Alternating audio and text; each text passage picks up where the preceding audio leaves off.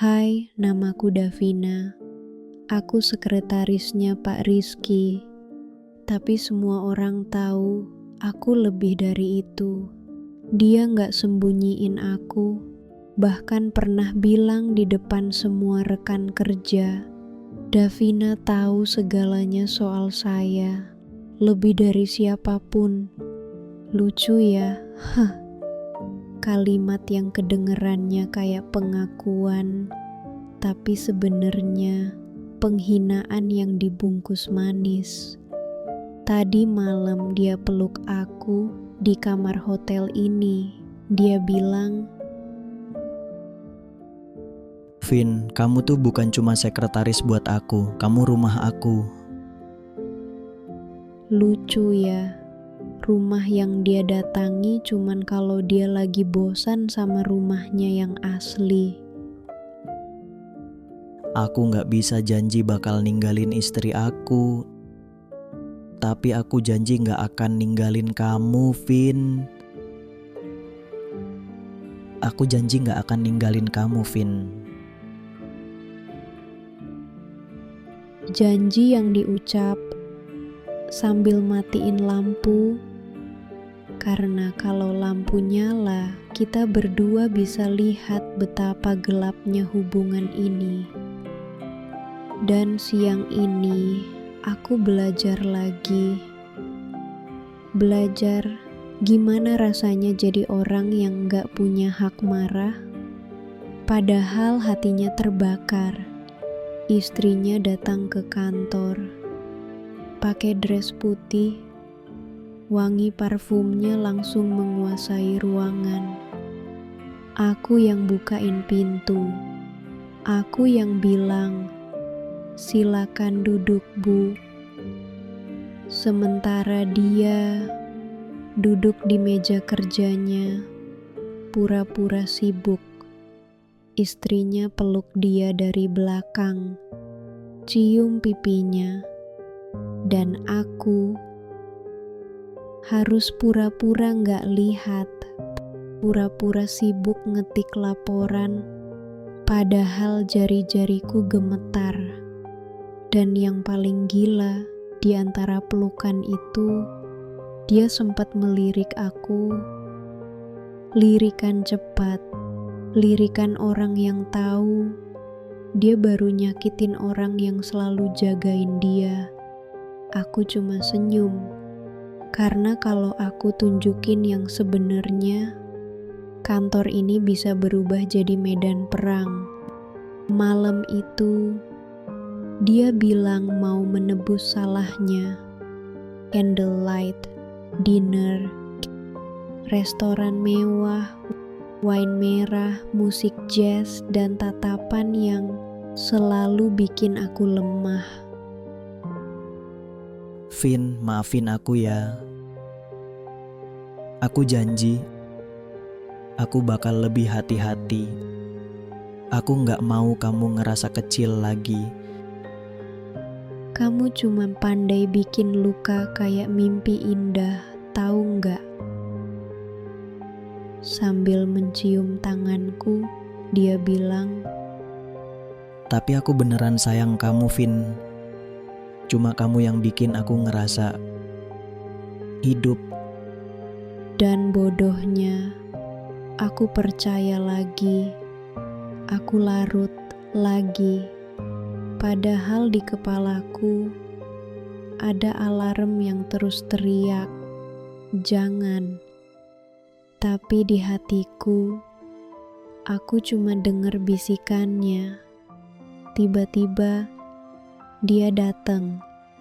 Istrinya, tatapan dingin menusuk. Dunia berhenti. Sendok jatuh dari tanganku, bunyinya nyaring. Tapi semua orang di ruangan seakan membisu. Langkahnya anggun, tanpa teriak, tanpa menangis, hanya menatap kami berdua lalu duduk pelan di kursi kosong. Senyumnya tipis, tapi penuh racun. Sejak kapan kalian punya hubungan? Pertanyaan yang selama ini aku hindari akhirnya keluar juga. Tangan Pak Rizky masih menggenggam tanganku di atas meja, dan aku terlalu lambat untuk menariknya. Oke, kalau gitu gak usah basa-basi. Kamu pilih aku atau Davina? Jantungku berdetak tak menentu. Rasanya darah mengalir lebih deras. Aku bahkan bisa merasakannya. Dalam kepalaku, aku udah siap dikhianati lagi. Aku tahu dia gak akan pernah milih aku. Aku udah janji ke diri sendiri kalau saat ini tiba, aku yang akan pergi. Tapi tiba-tiba kalimat itu keluar dari bibir pria yang aku sayang 4 tahun belakang ini. Kalimat yang gak pernah aku duga. Dengan tegas dia bilang, Aku pilih Davina. dunia seperti berhenti. Aku gak percaya dia akhirnya bilang itu. Kata-kata yang dulu selalu aku tunggu. Tapi rasanya sekarang bukan kemenangan, lebih mirip hukuman. Istrinya bangkit dengan elegan. Air matanya menetes. Hanya sekali, lalu ia hapus dengan tenang. Wajahnya datar. Suaranya lembut, seolah tak ada penyesalan, tak ada sakit hati. Dia pergi seperti seorang ratu yang menolak jatuh. Dan aku bisa merasakan semua kebisuan, semua kepedihan yang baru saja pecah. Asalnya cuma dari satu orang. Laki-laki brengsek yang sekarang menggenggam tanganku. Dia pilih aku, tapi kenapa rasanya aku justru yang kalah? Aku pikir kalau dia milih aku bakal bahagia. Tapi sekarang, setelah semua ini hancur, setelah dia buang orang yang selalu ada di rumahnya, aku cuman ngerasa satu hal, bersalah. 4 tahun aku sembunyi di balik layar komputer ini.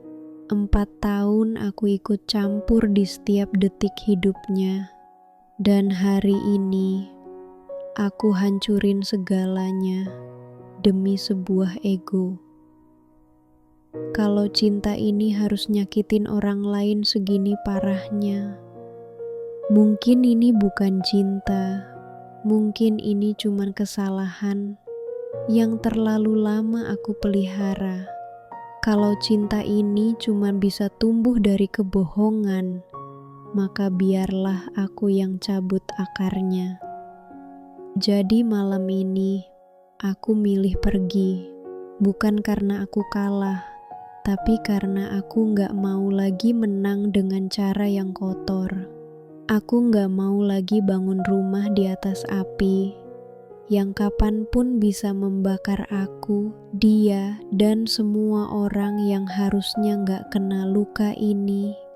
Aku tinggalkan dia, biar dia belajar kehilangan sesuatu yang dia kira akan selalu ada.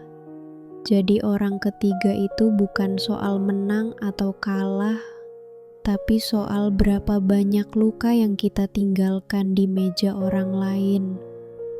Aku pikir aku punya cinta, tapi ternyata aku cuma punya alasan untuk menyakiti. Dan setiap alasan berubah jadi penyesalan. Orang bilang kalau cinta harus disembunyikan, mungkin itu bukan cinta, tapi jebakan. Dan sekarang aku paham, cinta yang tumbuh dari rahasia hanya akan berbuah air mata. Cinta yang dibangun di atas luka akan runtuh tanpa sisa. Aku pernah jadi sekretaris rasa istri, lalu hampir jadi istri rasa bencana. Sekarang, biarlah aku cuma jadi Davina yang belajar bahwa meninggalkan kadang jauh lebih setia daripada bertahan dalam dusta.